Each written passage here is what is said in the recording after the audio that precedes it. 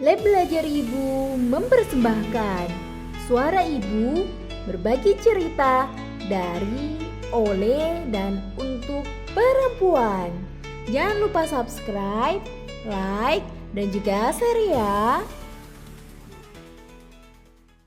Oke, Assalamualaikum warahmatullahi wabarakatuh. Selamat pagi, siang, sore, ibu dan sister dimanapun berada ya. Jumpa lagi nih kita di podcast Suara Ibu oleh Lab Belajar Ibu di episode ketiga. Salam kenal ya ibu dan sister. Hari ini aku akan menemani ibu dan sister ya. Namaku Adis ya. Hari ini aku mau ngajak ibu dan sister ngobrol seru ya bareng narasumber yang aduh luar biasa deh. Dan tentunya aku nggak sendirian dong ya. Hari ini aku ditemani oleh rekanku yaitu Mbak Sasa. Halo Mbak Sasha. Halo Mbak Adis, apa kabar? Ih, aku Baik Mbak juga Sasa. seneng banget. Seneng banget hari ini aku bisa ikutan lagi di podcast Suara Ibu. Tapi sebelumnya mau kenalan diri dulu juga boleh ya Mbak Adis? Boleh dong. Iya, aku Sasa. Kebetulan ini kali kedua aku di podcast Suara Ibu. Buat khusus semua yang belum nonton episode 1 2, enggak dicolek dilihat dulu ya. Siapa tahu nanti apa bisa nemenin kegiatan ibu seharian nih ya. Apakah nyetrika atau lagi nyopin anak. Biasanya sih kayak gitu nggak sih Mbak Adis? Iya, iya. Jadi nyambi-nyambi ya sambil dengerin podcast Tuh. Suara Ibu. Dan gak kerasa nih kita udah di episode ketiga ya Mbak Sasa ya. Ini kalau boleh tahu kalau Mbak Sasha nih lagi ngapain nih biasanya jam segini? Aku jam segini tuh biasanya anak udah jamnya tidur. Jadi aku bisa produktif kayak gini nih. Alhamdulillah. Iya ya, Jam bener-bener. pertama sekolah kan. Jadi aman Pagi-pagi banget ya, ini insya pagi-pagi Allah. ya. Iya. Hmm, Nah, Mbak oke Adis deh. tadi kan Mbak Adis bilang kita ada narsum yang keren banget kan di episode ketiga ini. Mm-mm. Iya, iya, iya. Aku mau spill boleh nggak? Boleh dong, Mbak Sasa. Iya dong. Jadi temanya tuh kita mau ngobrol yang berkaitan sama background belakang kita yang udah Wow, bikin iya nih. lapar gak sih jadinya pagi-pagi juga. Ya, Kebetulan aduh. kita rekaman pagi-pagi nih ya. Iya nih pas Nah, banget ya. Di sisi kiri ada sate. Oh salah. Sisi kiri ada bakso, mirror. Kemudian di sisi kanan ada sate. Wah, ini apakah berkaitan nih hmm, dengan tema obrolan kita pada pagi hari ini? betul banget, betul banget. Karena Lab Belajar Ibu kali ini akan mengundang seorang woman trainer di bisnis kuliner. Tapi yang spesial bukan Wah, itu, gadis. oke. Yang spesial apa nih? Kalau kuliner, aduh kalau kuliner Indonesia kan mantep-mantep nih ya. Ya, betul. Nah, spesialnya adalah beliau itu kalau aku bilang beliau bukan sembarang beliau. Karena Oke. woman trainernya itu bukan di Indonesia, Badis, tapi adalah Mm-mm. ibu-ibu diaspora sekarang lagi tinggal di Australia. Oh Mantap ya, banget kan? iya, iya, iya. Aduh, aku kebayang sih pasti yang namanya makan sate dan bakso. Kalau di Indonesia mungkin kita banyak ya menemukannya ya. Tapi kalau di Australia Hmm, ini pasti jadi makanan mewah nih ya. gimana kalau kita langsung undang aja beliau bersama kita untuk berbagi cerita? Setuju nggak, Mbak? Oke, baik ini dia narasumber kita pada podcast episode ketiga Suara Ibu hari ini yaitu ada Mbak Ayu Zulia Syafira. Hai Mbak Ayu. Halo, salam kenal semuanya. Assalamualaikum, ibu-ibu semua. Waalaikumsalam. Alam. Salam kenal Mbak Ayu. Luar Apa kabar Mbak Ayu? biasa. Alhamdulillah baik, baik. Gimana Mbak Adis, Mbak Sasa, kabarnya sehat? Sehat, Sehat-sehat, Alhamdulillah. Alhamdulillah. Senang banget nih, Wah, terima kasih ya. Terima kasih Mbak Ayu udah berkenan hadir kita untuk ngobrol-ngobrol pada pagi hari ini ya. Kalau di tempat aku sih masih pagi ya. Kalau di tempat Mbak Ayu udah udah siang ya. siang. Iya, menuju sore. Iya, benar-benar benar-benar. Wah, oke deh.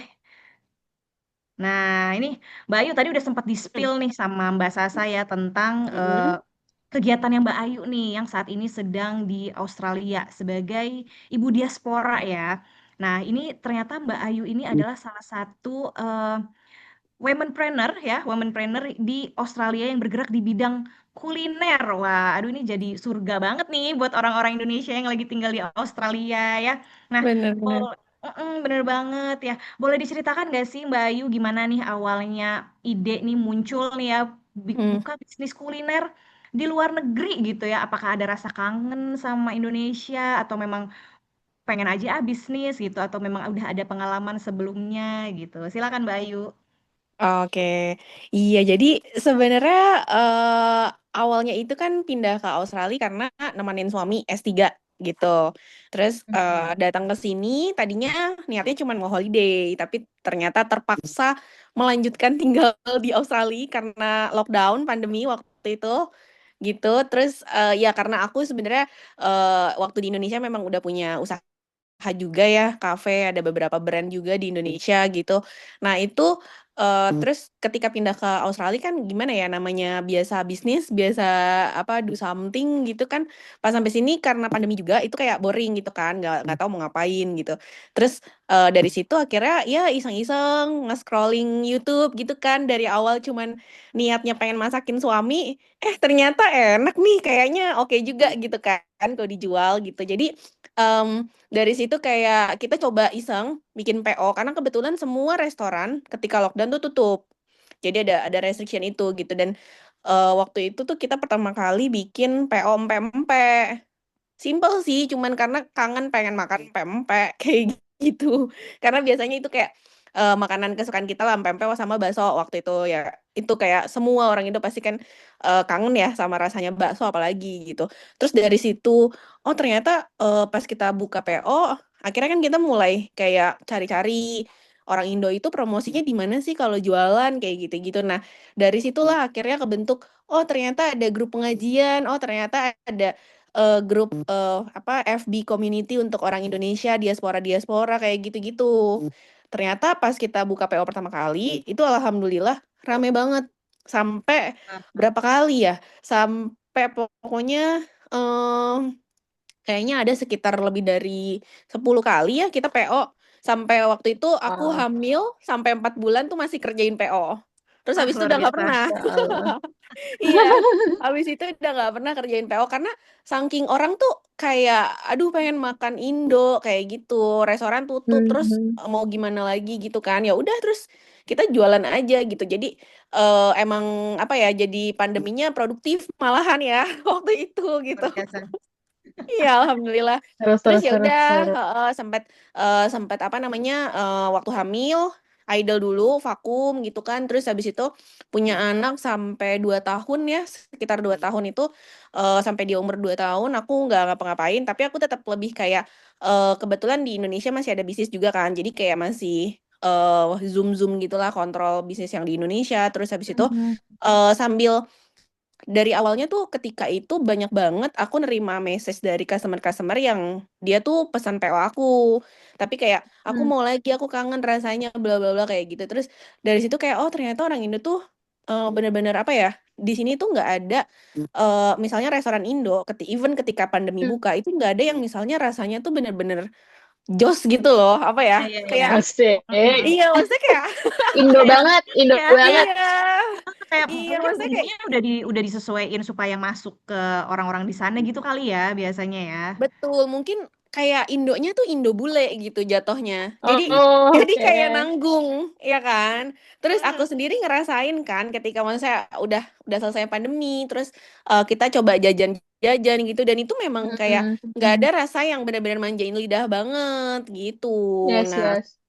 iya, terus dari Iya. situ kayak ini kayaknya ya karena aku memang punya apa namanya punya usaha di Indo dan ada central kitchen gitu kan. Jadi aku tuh biasa banget sama produksi bumbu apa kayak gitu kan. Terus aku pikir Oh, apa namanya kayak akhirnya bikin Little Indo Town itu pertama kali kita bawa Teguh ke Australia. Terus habis itu setelah wow. itu bikin dapur sate. Nah, ketika bikin dapur sate tuh kita benar-benar belajar banget kayak oh oke di sini tuh ternyata kenapa rasanya nggak sama karena rempahnya yang kalau misalnya kita bikin bumbu from scratch di Australia itu rempahnya itu kan dari rata-rata kayak Vietnam sama Thailand gitu kan jadi tuh dia tidak se-strong kalau rempah punya Indonesia kayak gitu. Gitu ya ternyata ya. Mm-mm. Even Mhm. cabenya pun itu kayak nggak stabil gitu loh rasanya jadi bisa pedes banget tapi bisa nggak pedes lebih kayak apa sih Gitu manis ya. gitu loh. Aku baru tahu nih kalau ternyata rempah-rempah kita juara ya. Iya, beda-beda sih Mbak, beneran. Beda Terus, ya. terus harganya juga mahal. Terus kadang stoknya juga nggak selalu ada, ya kan. Oh, Jadi oke, oke. dari situ ya udah, ketika dapur sate itu kita semua bumbu kirim dari Indo. Jadi kebayang nggak, misalnya pakai daging Australia gitu ya, Mhm. tapi bumbunya dari Indo. Jadi satenya tuh enak Wah, banget. Premium. Bener. Iya, Iya, iya. iya bener. Itu Bener-bener. sampai kayak kan kita kan buka di Darling Square ya, itu di area Darling Harbour, itu kayak salah satu tourist destination lah kalau ke Sydney gitu. Dan banyak turis gitu kan, turis Indo. Terus sampai mereka tuh yang apa namanya bolak-balik misalnya kayak 2 malam di situ, itu kayak 2 kali 3 kali berturut-turut makan hanya karena kayak ini sate marangginya enak banget gitu, kayak rasanya tuh otentik tapi dagingnya empuk kayak gitu-gitu. Iya, jadi ya Betul, betul happy banget. banget sih maksudnya dengar customer kayak gitu. Jadi awalnya Mbak, kira-kira Mbak, seperti itu. keren banget sih. Mbak Ayu, aku mau Hmm. sedikit tadi tarik ke belakang tentang PO per PO-an ini ya. Ya, ya boleh. Jadi kan kalau alasan kenapa pilih F&B ini tuh memang sebenarnya bisa dibilang kayak accident juga gak sih? Jadi kayak emang gak direncanain kan. Tiba Hmm. terjun aja gitu kan di F&B Benar, kan. benar, benar, Nah, benar, benar. yang aku penasaran nih dari sekian PO ya Mbak Ayu udah sempat kemarin bikin sampai 10 kali bahkan. Itu customernya sendiri emang orang Indonesia semua atau udah mulai menyebar di situ? Maksudnya nggak cuma orang Indonesia, ternyata ada yang PO ikutan PO kayak gitu, Mbak. Kalau waktu PO itu Indonesia aja, karena kan Oke. terlimit ya, soalnya kan kita belum ada lokasi kayak gitu. Jadi apa Hmm. namanya promosinya pun masih sekitar orang Indo aja kayak gitu. Nah, alasan kenapa akhirnya memilih untuk apa namanya buka restoran sendiri gitu kan? Itu sih sebenarnya agak cukup nekat juga ya. Maksudnya di sini kan Oke. modalnya lumayan kayak gitu, Nah, nggak betul kayak di betul betul. Indo. Terus izinnya kayak gitu-gitu. Mm-mm. Ya semua dengan izin Allah lah ya. Aku juga kadang-kadang Alhamdulillah. kalau misalnya iya, maksudnya kalau dipikir tarik ke belakang, iya ya kok bisa kayak gitu-gitu sih. Dan ketika buka toko itu aku sengaja kenapa milihnya itu di mana di Darling Harbour itu karena di situ banyak turis Asia kayak gitu. Jadi memang tujuanku tuh pengen menyebarkan apa namanya kayak ya gastrodiplomasi lah kayak Yes, gitu sih yes. melalui kuliner. Jadi kayak Indonesia tuh punya spot gitu, nggak cuman misalnya kayak Thailand aja kayak gitu. Oke, oke. Tapi di Iya. Darling Harbour itu tuh berarti Indonesian cuisine-nya punya Mbak Ayu aja nih berarti. Di daerah area aku ya. Wih. Oh, mantap. Aduh, Mbak Sasa kita catat tuh ya nanti kalau ke Sydney, Iya, iya, iya. Harus kita Siapa tahu ya ke ya. Harbor ya. Kita akan ke tempat Bener. Mbak Ayu ya. Tenang ya Mbak Ayu, nanti mudah-mudahan kita lagi nabung ditunggu dulu nih loh sekarang. ya. Iya ya. Ini kalau dengar-dengar katanya Mbak Ayu juga ekspansi bisnisnya tuh ada food truck juga ya yang sampai Ya. diresmikan oleh tokoh penting nih. Nah, ini boleh diceritain nggak nih Mbak? Ini apa nih food truck apa nih? Apakah si Oh iya, yang di Darling Harbour juga atau beda lagi nih? beda. Jadi itu dapur sate. Terus setelah dapur sate itu aku buka kopi kenangan juga. Aku bawa ke Sydney. Oke, oke, oke. Terus setelah kopi kenangan itu aku ada bikin brand tuh yang bakso, namanya Kangen Indo gitu. Nah, Kangen Indo itu Oke. iya story-nya memang lebih karena yang tadi aku bilang kangen gitu. Kalau tadi kan sate ya kan. Terus bakso nih apalagi ya makanan Indo favorit orang-orang yang dikangenin banget gitu kan, dan belum ada bakso yang enak di sini juga kayak gitu. Terus makanya kita kasih namanya Kangen Indo dan produknya itu bakso gitu. Jadi Oh iya iya bikin iya. baksonya pun bener-bener apa ya beda. Itu pakai wagyu. Iya Luar pakai. biasa. Iya pakai wagyu, terus maksudnya tetelannya semua, habis itu kayak bener-bener kayak 90% daging gitu kan, tepungnya sedikit banget. Pokoknya kita bikin bener-bener enak banget deh, sampai sampai ada orang yang ya kayak gitu, ada orang yang beli terus dibungkus dibawa pulang ke Indo coba kemarin Oh tuh. iya sampai ya ampun luar biasa. Padahal dibawa balik ke Indonesia ya tuh makanan. Iya, kayak gitu. Luar Jadi biasa, luar biasa.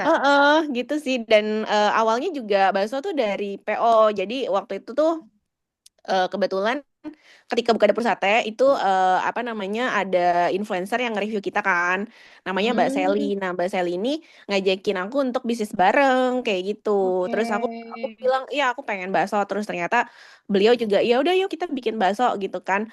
Terus dia juga setuju gitu kan karena belum ada bakso yang enak. Terus ya udah kita bikin bakso dan kita ngajak satu lagi tuh dia chef di Crown Hotel gitu. Jadi kita develop bareng gitu. Nah terus dari situ kita coba validasi dulu marketnya dari PO-PO itu karena masih bulan puasa tuh kita coba-coba terus abis itu ke community sampai akhirnya kita buka pop-up store dulu di City terus rame banget sampai ngantri-ngantri gitu. Nah, nggak ada niatan buat buka toko sih sebenarnya waktu itu. Cuman kita kayak kaget aja, wih animonya ternyata besar banget gitu karena bakso itu kan benar-benar Indonesia banget ya.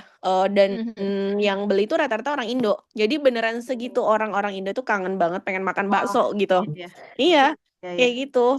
Nah, ya udah dari situ kita sampai di spot sama dari Atdak dari Kemendak itu nge-spot wah ini baksonya viral banget gitu. Terus kita digedein aja gitu-gitu kan. Terus akhirnya kita buka deh food truck gitu. Dan food trucknya itu Oke. karena kita tahu marketnya itu Indo banget, jadi kita buka di suburb namanya Maskot. Nah, Maskot itu emang isinya orang Indo mostly gitu. Oke. Benar nih Mbak Adis.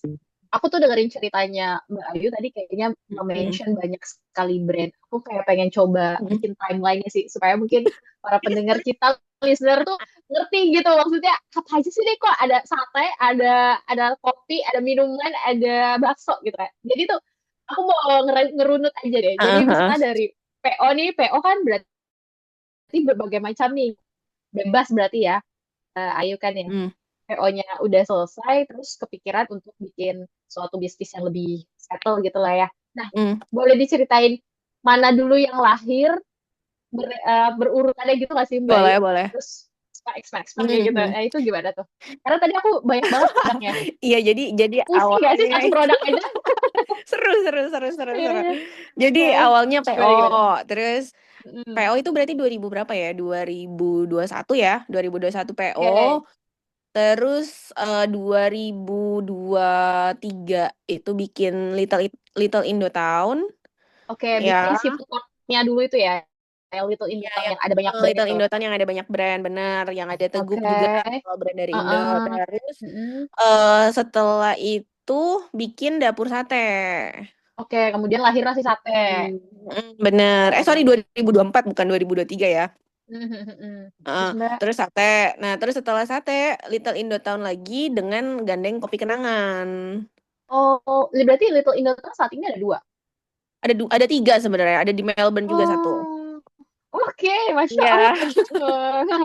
Terus Mbak. iya gitu. Terus dari setelah Little Indotown kopi kenangan itu bikin bakso kangen Indo. Oh, berarti si bakso ini Hmm. kayak benar-benar yang fresh banget nih ya. Iya, bakso itu baru mulai bulan Mei ya, kalau nggak salah. Iya, bulan Mei. Itu yang bentuknya food truck kemarin itu. Iya, yang food Hmm. truck itu yang bulan Mei itu kita pertama kali buka pop-up store itu, terus food truck itu baru sekitar 2 bulan lalu sih, masih baru. Oh gitu, oke. Nah, aku melihat ini bisnisnya kan main sih Mbak. Kayak Mbak udah aku menjangkau banyak hal. Ini dulu awalnya bangun bisnis ini literally sendiri apa langsung partneran Mbak? Karena kalau dari segi modal aku udah gak kebayang, saya pasti gede banget ya kan. Ini udah sekali Ada tuh partner kan. kok, ada partner. Ada Jadi partner ya. ada partner juga di sini. Terus habis itu ada investor juga. Jadi Pakai apa investor namanya? berarti ya. Pakai investor juga gitu. Dan rata-rata sih, tapi partnerku dan investor itu kayak teman-teman. Jadi kan karena memang aku di Oke. Indo udah bisnis, terus kan ya biasa beberapa sahamku yang di Indo kan aku jual. Terus kayak partner-partner aku bilang ya udah lanjutin aja bisnisnya di Aussie kayak gitu. Kita tetap jalan bareng gitu sih. Jadi sebenarnya masih circle-nya yang sama, cuman bedanya dulu di Indonesia, terus sekarang kayak ke Australia gitu aja. Keren. Nah, Mbak, tapi ini ya, aku nih pertanyaan apa Hmm. ya? Nah, penasaran sih, penasaran. Kalau misalkan nih ada yang mau ada ibu diaspora ke sana mau bikin bisnis, kalau cuman PO aja bentuknya nggak sampai bisnis besar kayak Mbak Ayu tuh, tapi cukup ini juga nggak sih, Mbak? Lumayan untuk memberikan pemasukan tambahan gitu nggak sih, Mbak? Kalau menurut aku sih lumayan ya. Soalnya Cukup sampai lumayan. sekarang pun itu kayak contohnya gini, aku tuh waktu pas lagi apa tuh Lebaran, Idul Adha sama Idul Fitri kemarin, itu aku tetap bikin PO, tapi aku kerjain di restoranku kayak gitu.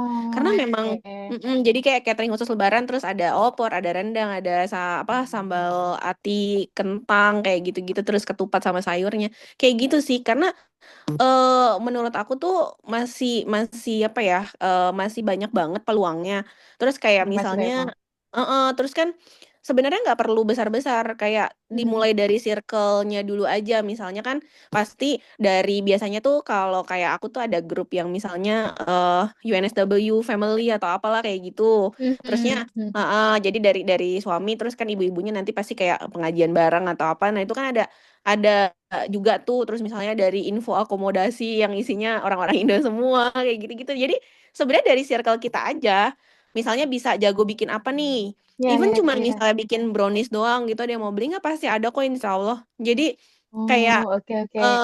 apa namanya? Aku sih ngelihat rata-rata kayak gitu. Jadi misalnya kayak kita lagi mau TPA anak-anak gitu ya. Terus Eh. nanti ada tuh ibu-ibu yang ini jualannya brownies, yang ini apa? Ya Oh. tuker-tukeran aja. Itu seru sih ya. Heeh. Iya, iya, iya.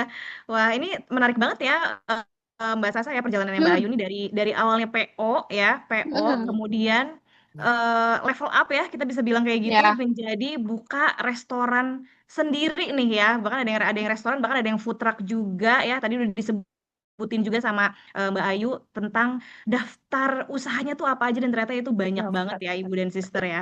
Wah, nah tapi ini jadi penasaran nih, gimana nih proses dari PO kemudian menjadi restoran gitu ya. Itu kan pasti nggak mudah juga ya Mbak Ayu untuk kita nentuin lokasinya gitu ya, kemudian tempatnya juga, kemudian orang-orangnya juga. Tadi kalau Mbak Ayu cerita mungkin banyak banyak dari support juga dari teman-teman sesama Indonesia ya, sesama diaspora. Nah ini boleh diceritain nggak sih Mbak Ayu gimana nih langkah awalnya si restoran ini berdiri nih ya? Gimana sih awalnya nentuin lokasi, kemudian cara nyiapin tempat logistiknya gimana? Karena kan kita Tenaga kan kerja nggak tahu itu. ya, yang Heeh. terus orang-orang yang bantu Mbak Ayu gimana nih kita supaya percaya oh Hmm. dia bisa nih bantuin kita. Nah kayak gitu tuh gimana sih Mbak Ayu? Mm-mm. Apalagi kita di negara orang nih ya, masa saya Betul, ceritanya. betul. Ya. Iya. Nah, uniknya tuh justru sebenarnya gini. Jadi waktu pas aku buka buka PO itu tuh ada orang lain yang buka PO juga kan, orang-orang Indo Hmm. gitu. Iya itu ya kadang maksudnya kayak kita nggak pernah tahu kita ketemu siapa kayak gitu jadi kayak lebih baik memang ya keep kontak jaga hubungan kayak gitu-gitu sih waktu itu kayak aku nggak tahu kalau misalnya jadi ada namanya Cecil. Nah Cecil ini tuh buka PO kentang musofa terus aku buka PO pempek sama bakso gitu kan terus kayak kita ketemu.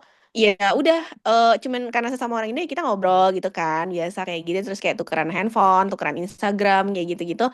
Terus udah tuh kayak lama gitu ya pandemi udah selesai tapi kan karena masih ada Instagram gitu kan jadi suka lihat misalnya kayak story apa gitu-gitu kan. Nah waktu itu Cecil tuh nge-share kalau temennya itu punya usaha di sini dan dan temennya ini orang Indo gitu. Terus ya udah aku cuman waktu itu aku cuma tanya boleh nggak kalau misalnya minta kontak temannya itu dan aku tuh mau tanya-tanya soal perizinan di sini gitu dan ya alhamdulillah temennya baik gitu kan namanya Indra.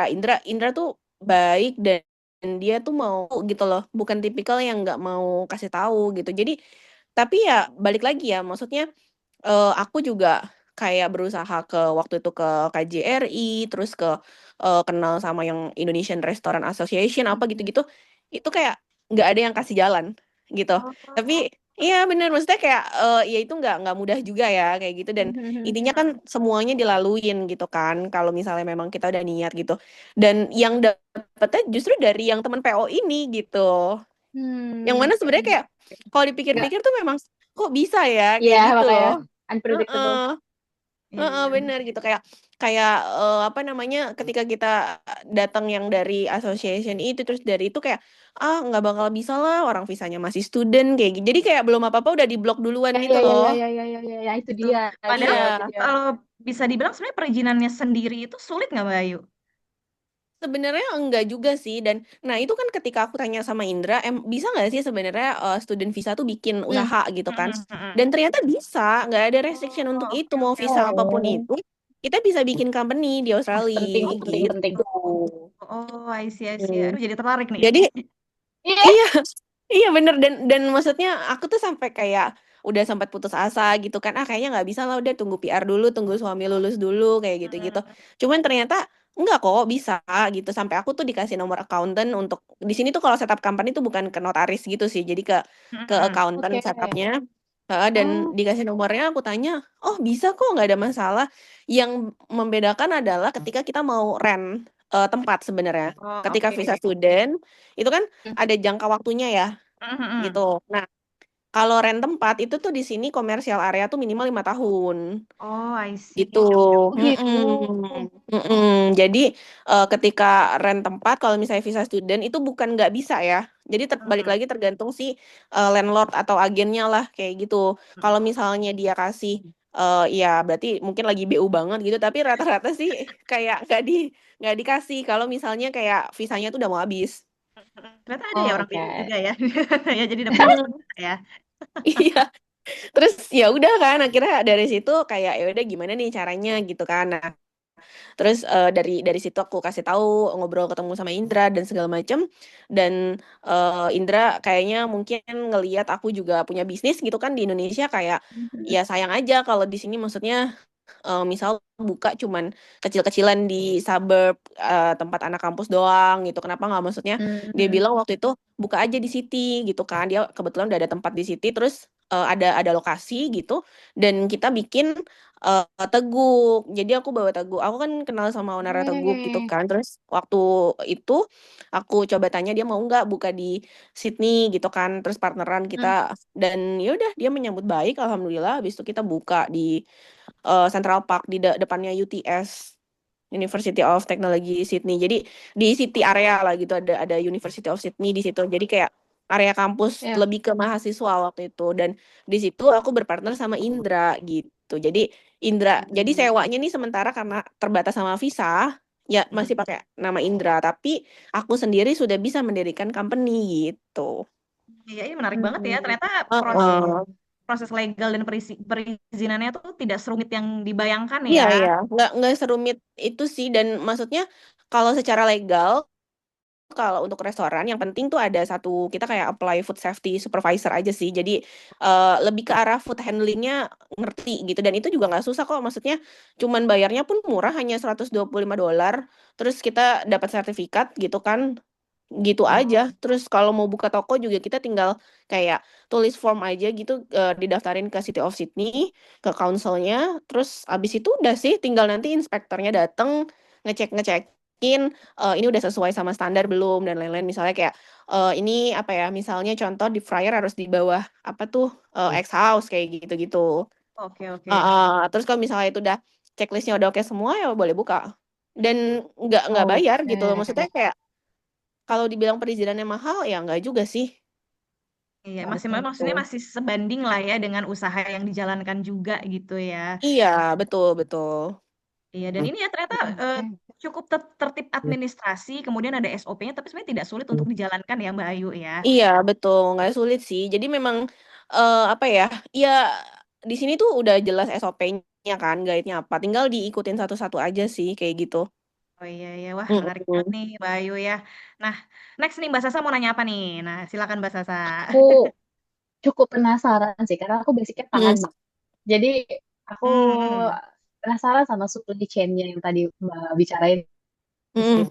Nah, Mbak sendiri punya apa apa itu namanya tenaga kerja sendiri untuk ngurus yang kayak gitu-gitu juga Mbak. Berarti maksudnya di di Australia ada kantor untuk ngehandling banyak kan aku Nah, lihat nih cabangnya lumayan banyak nih. Nah, food nah, kayak supply chain-nya tuh gimana, logistiknya.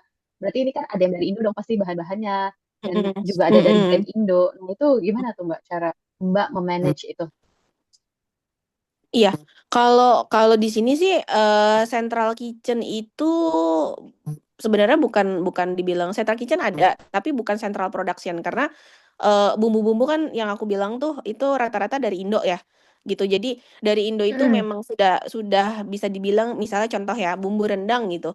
Nah, ya udah Mhm. bumbu rendang itu tinggal SOP-nya udah ditulis, tinggal masukin berapa kilo daging, terus air dimasak berapa lama, bla bla bla kayak gitu. Jadi eh apa namanya lebih ke finishing produknya aja sih di toko itu Oh, gitu. Oke, kalau oke. Mm-mm. distribution raw materialnya itu Mbak juga ngurusin Iya iya dari Indo ke semuanya. sini. Dari Indo iya. Jadi udah ada Susah nggak sih, Mbak? forwardernya juga kita. Oh, udah ada Kalau forwarder. udah ada forwardernya. Kalau gini, kalau misalnya ekspor, selama Mm-mm. barangnya itu di supply-nya itu ke restoran, itu kita nggak Mm-mm. perlu izin apa sih namanya, kayak izin, bilangnya mungkin izin retail ya. Jadi kalau misalnya produk itu Oh, harus apa namanya, dia itu langsung dikonsumsi sama customer. Jadi misalnya kita langsung taruh ke retail, ke supermarket, ke yes. Costco kayak gitu-gitu, itu tuh harus ada izin. Kayak semacam BPOM Mm. sini Ya, lah ya, kayak gitu. ya. Izin edar ya. Terus juga Mm-mm. izin edar, iya benar. Nah, terus juga apa namanya, ada nutrition fact-nya juga harus ngikutin sama standarnya si Aussie juga gitu. Jadi kayak Ya, pakai kilojoules, terus juga ada bahannya tuh ada restriksinya, misalnya kayak salt itu nggak boleh lebih dari sekian ya, persen, ya, terus ya. Mm-mm. misalnya fish atau apa yang kayak mengandung alergen itu nggak boleh. Nah, itu ada tuh banyak gitu. Cuman Oh, kalau misalnya supply-nya itu buat resto aku sendiri atau misalnya buat ke restoran, yang mana di restoran itu kan ada proses lagi kan, dan mm. restoran itu kan sudah memiliki izin juga untuk menjual makanannya. Ya, yang Jadi food safety tadi itu eh, ya. gitu. Jadi itu nggak ada, maksudnya cuman paling sih kayak dikasih tahu kandungannya apa kayak gitu, terus Oh, packagingnya oke. benar gitu. Cuman ya nggak ada izin-izin gimana gitu sih. Gitu. Oh, Biasanya sih oke. kalaupun random check dari Ya. customnya Australia itu Mm. lebih ke waktu itu tuh kita kena random check itu pas lagi kirim powdernya Teguk sih ke sini. Karena disangkainnya tuh bawa apa? Narkoba Drugs. yang bubuk itu. Drugs. Iya. Oh, iya, iya. Tadi Cum, bawa bubble gum ya. Iya. Nggak Obat jadi. teduh. Kayak gitu. Jadi Ampun. kalau kalau kayak bumbu-bumbu kan pasta ya. Jadi enggak Heeh. sih. Ya, ya. Aman aman. Oke, oke. Berarti ini menjawab ya, mungkin kenapa kayaknya usahanya Mbak Ayu ini juga banyak banget diminati oleh orang-orang Indonesia di Sydney itu karena rasanya yang otentik dan juga memang karena bumbu-bumbunya tuh dari Indonesia langsung ya. Jadi jadi Betul. rasanya langsung masuk nih ke orang-orang Indonesia gitu ya. Dan bener ya ternyata memang sumber bahan bakunya tuh dari Indonesia semua ya. Cuma kalau kayak daging gitu kita pakai daging bule ya Mbak Ayu ya. Ya Daging betul. sapi bule bukan daging bule, Sapi daging bule sapi bule. dong. Sapi Australia. Sapi Australia ya. Itu sapi Australia juga ngerasa ini banget kali ya waktu dimasak. Oh, ini dia bumbu Indonesia. Ya ampun. Ya aduh, tapi aku kebayang tuh langsung tadi kata Mbak Ayu, sate maranginya enak banget. Aduh, aku cita-cita selanjutnya mau ke Sydney mau makan sate Makan maranginya Mbak sate. Ayu. Oke. Iya, iya, iya. Nah, Mbak Ayu tadi kan kita udah denger ya nih cerita eh, dari mulai milih lokasi, kemudian juga kirim-kirim bahan baku gitu ya, proses di Mm-mm. dapur dan segala macem. Banyak banget ternyata yang perlu disiapin gitu ya, juga sampai terkait legal, perizinan dan segala macemnya. Nah, tapi boleh tahu nggak nih Mbak Ayu, kira-kira sebenarnya apa sih nih satu tantangan yang paling besar banget ya, yang udah Mbak Ayu rasakan gitu ya, saat memulai bisnis ini di Australia? Apa tuh Mbak Ayu? Waktu itu ini bener ya, karena waktu itu kayak ngerasa Hmm. capek banget dan kayak apa ya, mungkin culture shock sih. Culture Biasa shock. culture shocknya tuh lebih kayak gini. Di Indo itu kan tenaga kerja tuh murah banget ya. Maksudnya Ini Oh, dia. iya, jadi aku tuh buka kafe itu bisa hire 40 orang kayak gitu-gitu gitu loh. Jadi wow. maksudnya kayak mau mau bikin sistem ini, mau bikin apa tuh kayak tinggal tunjuk, tinggal bayar selesai gitu. Hmm. Nah, di Australia tuh nggak bisa, maksudnya punya uang tuh bukan bukan bisa jadi raja di sini Iya, iya, gitu. iya. Jadi kayak eh, bener-bener misalnya kayak apa, training ya harus ikut trainingnya gitu kan. Checklist harus Oke, oke. diikutin. Inspector datang nggak bisa tuh misalnya kasih salam tempel kayak gitu ya Aduh, kan. ujung jurang. Terus iya, terus maksudnya apa, nyari beresin toko gitu ya, misalkan kan berantakan banget gitu. Itu ya endingnya aku sama sama suami juga gitu. Jadi intinya Ngerjain kayak sendiri. owner, jadi owner tuh bukan kayak cuman duduk tunjuk sana tunjuk sini jadi bos, Hahaha. tapi kayak kita tuh harus ikutan, karena kalau enggak ya berarti kan misalnya kerjaan itu dikerjain sama orang lain, gajinya gede banget kan di Iya, sini iya gitu benar, loh. Jadi benar. iya, jadi itu yang kayak capek banget. Kalau kalau setiap kali buka toko tuh capek banget gitu di situ sih. Tapi kalau udah berjalan, Mhm. udah nggak apa-apa karena maksudnya sistemnya udah build gitu kan. Cuman kalau masih awal tuh pasti kayak fisiknya tuh beneran berasa gitu. That's why kayak waktu itu pun aku sampai mama mertuaku datang ke sini gitu cuman buat ngehandle anak aku Oh, jadinya karena kayak kita berdua jadi harus kayak yaudah ayo gitu bareng-bareng dan itu fisik banget soalnya iya iya iya gitu. iya ya, kebayang kebayang kebayang. Berarti ini yang Mm. kerja banyak teman-teman dari Indonesia juga kah atau bahkan ada warga Australia juga nih jadi karyawan yang Mbak Ayu? Nah, aku tuh pernah ya punya karyawan bukan orang Australia sih, tapi maksudnya dia orang Nepal sama orang dari India gitu. Itu Mhm. em, karena kita makanannya makanan Indo ya, kayak Ya. agak susah ya, maksudnya kayak perbedaan culture kayak Oh, gitu-gitu oke tuh. oke. Jadi ada gap gitu loh, dan Ya. nggak bagus gitu kan pas kita review. Akhirnya sih aku balik ke orang Indo lagi sih gitu dan Oh, oke aku Ya. senengnya juga kayak mostly tuh karena suami aku kan dari kampus gitu ya.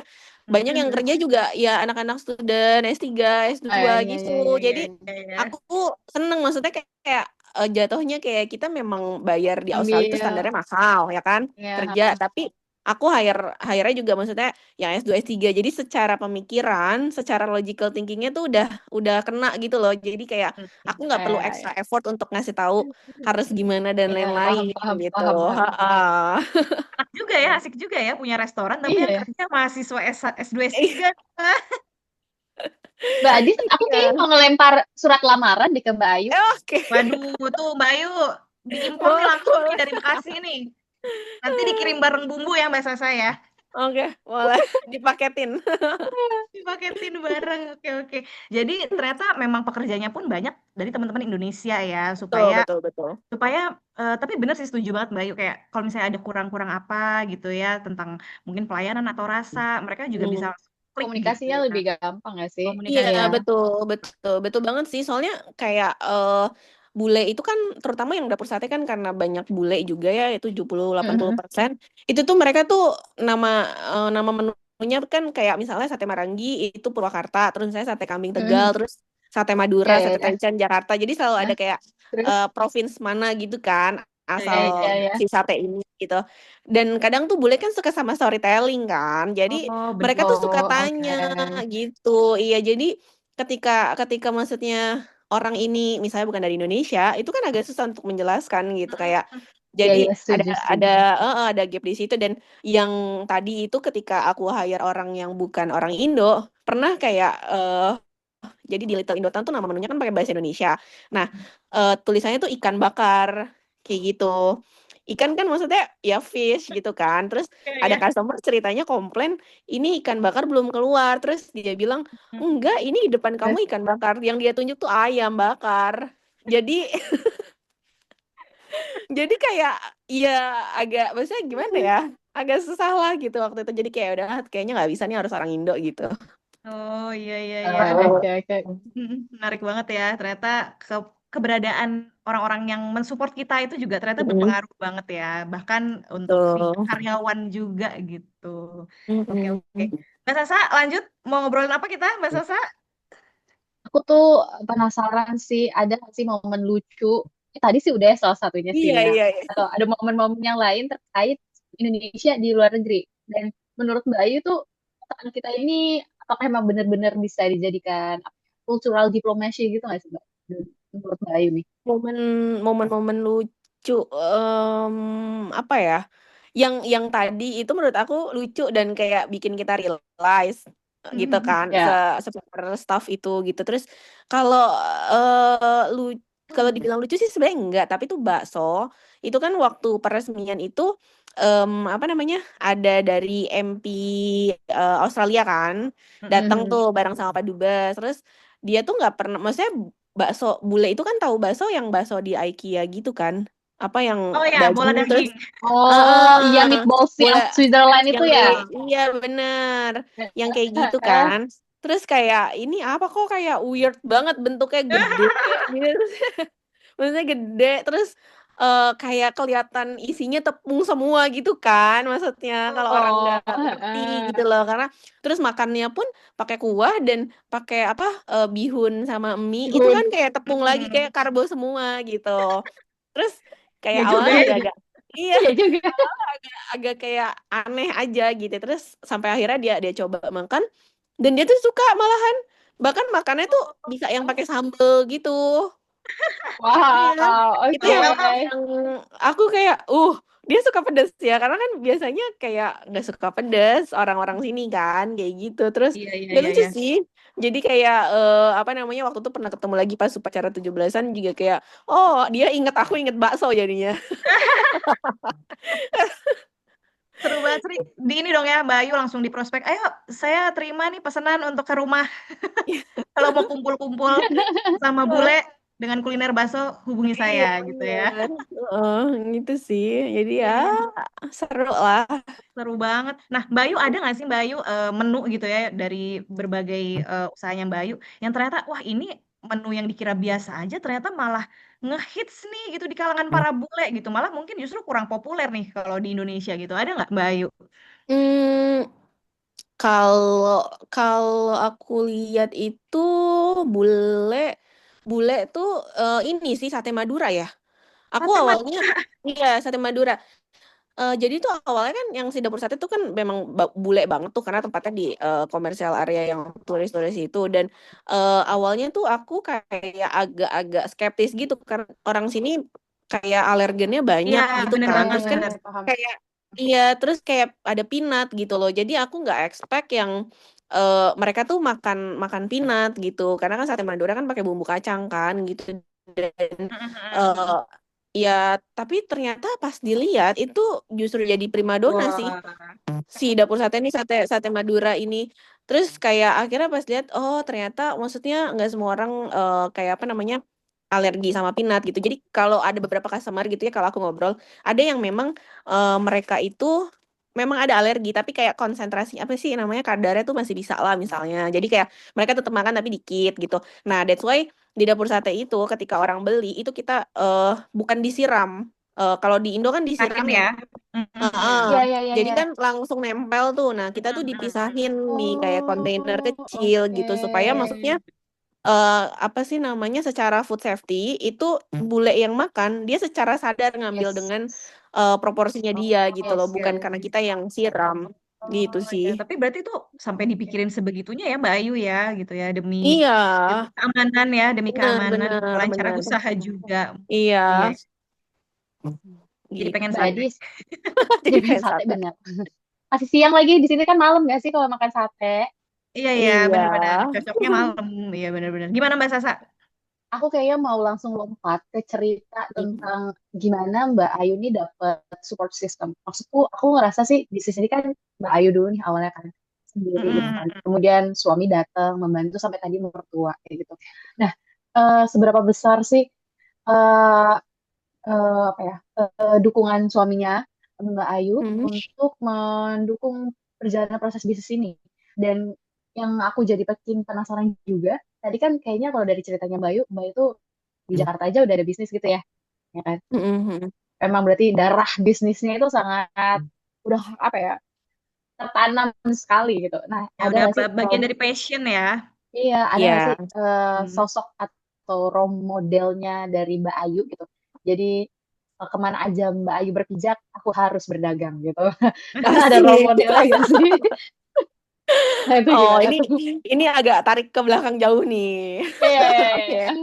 Kalau kalau ditanya sebenarnya dari keluarga aku tuh nggak ada yang usaha, nggak ada yang bisnis. Jadi aku tuh dulu itu papa tuh polisi, mama tuh suster. Oke. Jadi nggak ada yang Oh, usaha oke. sama sekali gitu. Nah, Hmm. keluarga papa itu kayak semuanya PNS gitu. Ketika aku lulus S1 itu tuh kan kayak udah yang gimana sih kalau di Indo kan kayak ya udahlah jadi PNS aja kayak gitu-gitu ya kan. Terus Mhm. sedangkan aku ngerasa kayaknya aku nggak mau deh maksudnya jadi PNS gitu kan. Terus aku Mhm. daftarlah ini SBM ITB ngambil S2 di Kuningan waktu itu kan. Sudah iya Oh, aku udah oke. daftar udah sempet semester semester 1 udah jalan sih kalau nggak salah waktu itu. Itu sebenarnya Mbak cuman buat melarikan diri supaya nggak disuruh daftar PNS. Jadi cuman beneran kayak Ya, waktu ya, itu aku ya. waktu lulus kuliah terus kan bikin bisnis gitu kan. Cuman kan bisnis masih awal belum kelihatan bakal gimana gitu kan. Nah, backup plan aku ya udah aku sambil Mhm. S2 gitu loh supaya maksudnya nggak yang disuruh buru-buru jadi PNS gitu. Nah, terus dari situ Alhamdulillah ternyata bisnisnya malah jalan.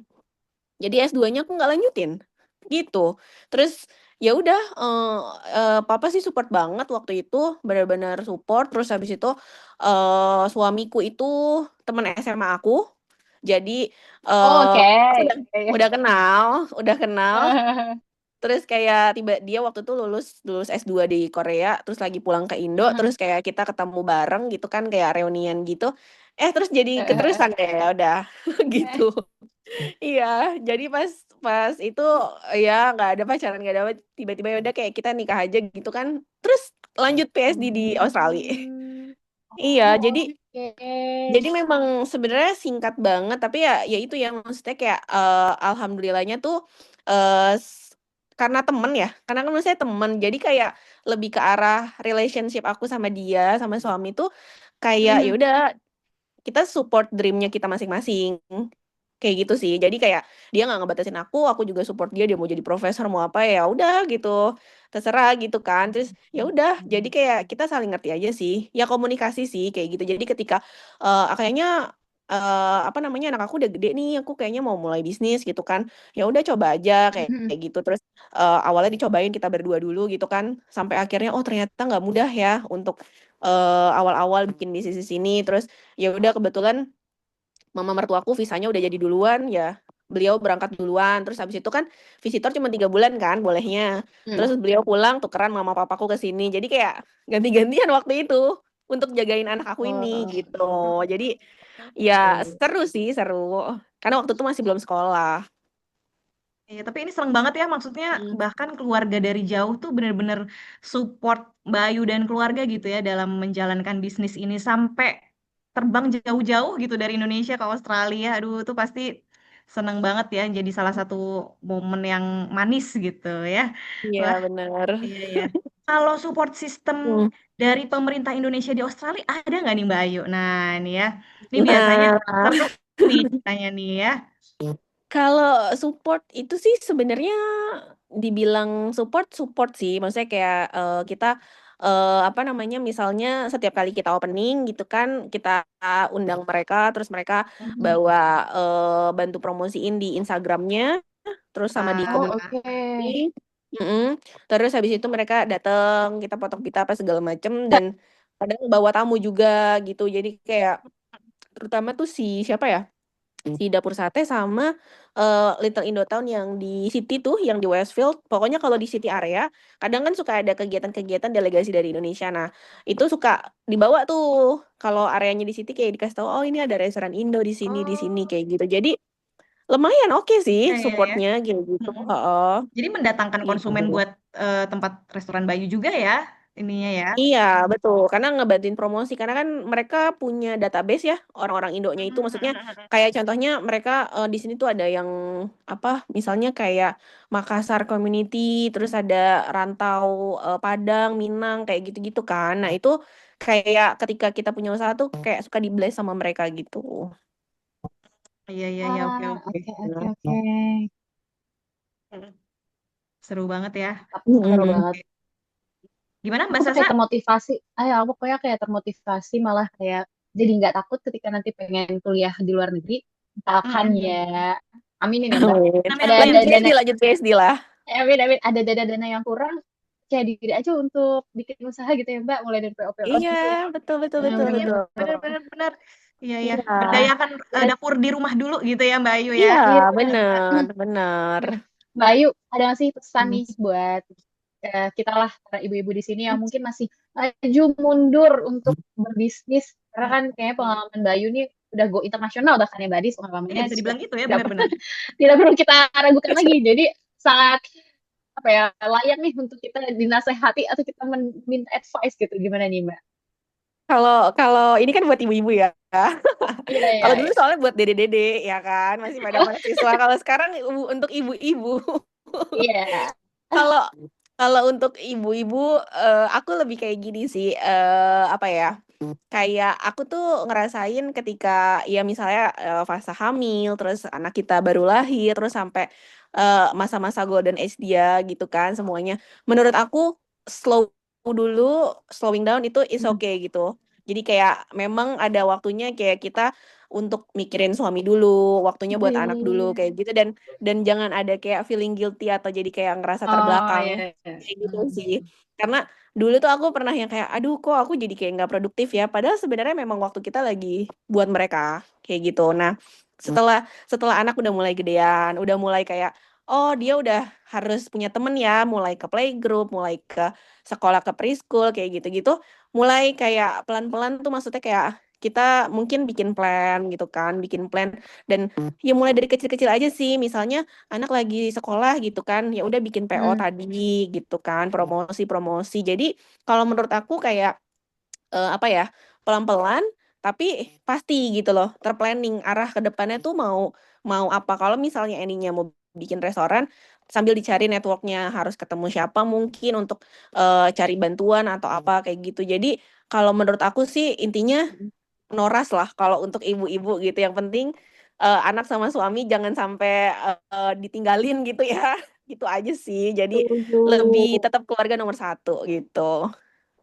Ampun, aku berasa Siap, siap. dipeluk dengan kata-kata itu Mbak Adis. Ah, Yang suka kayak mereminder kita, ojo kesusu gitu, ojo ya buru-buru kalau orang benar-benar. Jawa bilang ya. Iya, iya. Oke deh, nah ini kalau boleh tahu nih mungkin terakhir nih ya Mbak Sasha dan Mbak Ayu. Kalau harapan yang Mbak Ayu sendiri nih ya ke depannya gimana sih terkait mungkin usahanya di Australia dan juga ke depannya nih untuk 5-10 tahun lagi kira-kira gimana Mbak Ayu?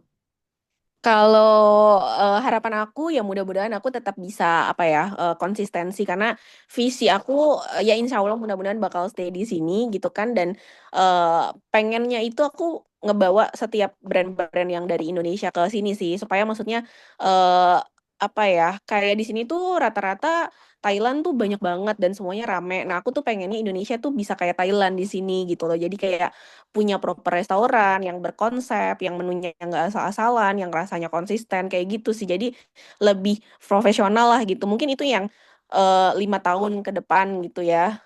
Terus ya mudah-mudahan sekarang kan ada cabang satu di Melbourne. Little Indotown. Terus abis itu di Sydney, ya mudah-mudahan nanti setelah ini bisa buka di state lain juga di Australia. Jadi kayak bener-bener bisa menguasai pasar Australia lah gitu. Mohon Amin, amin, doanya. amin ya. Amin, amin, Gitu. amin. Amin, Keren amin. banget Mbak. Keren Pokoknya banget. keren banget sih. Mhm. Ya, Wah, gitu. kuliner tuh nggak gampang emang. Iya, Susah. bener banget.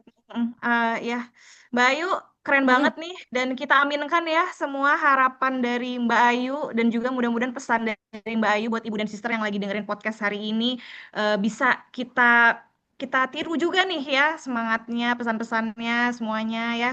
Mbak Ayu, terima kasih banyak sekali lagi ya Makasih sudah Mbak Adis, Mas mau Sasha. berbagi pada podcast Suara Ibu hari ini. Kita doakan mudah-mudahan usahanya lancar terus ya dan kapan-kapan kita bisa main ke Sydney ya untuk makan Amin. sate Merapi Mbak Ayu. Ditunggu Amin. sekalian playdate Amin. kita ya. Iya, iya, iya. Iya. Oke deh, terima kasih untuk para listeners yang udah dari tadi dengerin obrolan kita dari awal sampai akhir.